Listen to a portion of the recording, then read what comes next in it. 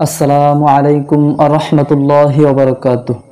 ইন্নাল হামদুলিল্লাহ ওয়াসসালাতু ওয়াসসালামু আলা রাসূলিল্লাহ, আম্মা বা'দ। প্রিয় ভাই ও বোন, আশা করি আপনারা সকলেই ভালো আছেন।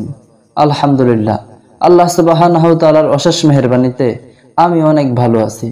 প্রিয় ভাই ও বোন, কিয়ামত দিবসের ভয়াবহতা, সেই দিনটি এমন এক ভয়াবহ দিন যে শিশুরা বৃদ্ধ হয়ে যাবে, মায়ের আপন সন্তানকে বলে যাবে, স্বামী স্ত্রীকে বলে যাবে, স্ত্রী স্বামীকে বলে যাবে, পিতা সন্তানকে বলে যাবে, ভাই ভাইকে বলে যাবে।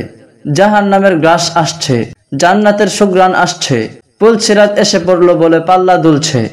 আল্লাহ এসে পড়েছেন, মানুষ দাঁড়িয়ে আছে, ফেরেশতারা পাহারা দিচ্ছে। আল্লাহ বলেন, আমি দুনিয়াতে তোমাদেরকে চুপচাপ পর্যবেক্ষণ করছি, তোমরা কে কে বলছ, নীরবে শুনছি। তোমরা মনে করছ আমাদের রব উদাসীন, তিনি কিছুই জানেন না, কিন্তু বাস্তবতা হলো আমি সব দেখেছি, সব শুনেছি। আজ হিসাব দিতে প্রস্তুত হয়ে যাও। আজ নারীরাও আসবে, শিশুরাও আসবে, বৃদ্ধরাও আসবে। আজ রাজাও আসবে, প্রজাও আসবে, ধনীও আসবে, গরিবও আসবে।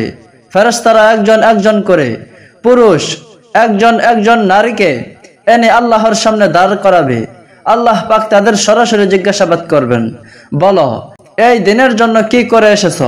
যদি প্রস্তুতি নিয়ে এসে থাকো তাহলে রেহাই আছে, অন্যথায় ধ্বংসের দরজা খুলে দেওয়া হবে। আমার ভাই ও বোনেরা, তাবলীগ জামাত এই মেহনতটাই করছে যে মৃত্যুর আগে জাহান্নাম থেকে আত্মরক্ষার সামান তৈরি করে নাও। এমন যেন না হয় যে উদাসীনতার মধ্যে তোমাকে তুলে নেওয়া হয়। আল্লাহ পাক নিজে হিসাব নিতে আসছেন।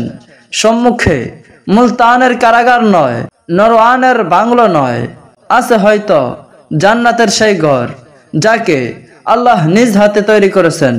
আছে এমন কারাগার যার একটি আঙ্গারকে যদি পৃথিবীর পাহাড়গুলোর উপর রাখা হয় তাহলে সমস্ত পাহাড় বরফের মতো গলে কালো পানিতে পরিণত হয়ে যাবে।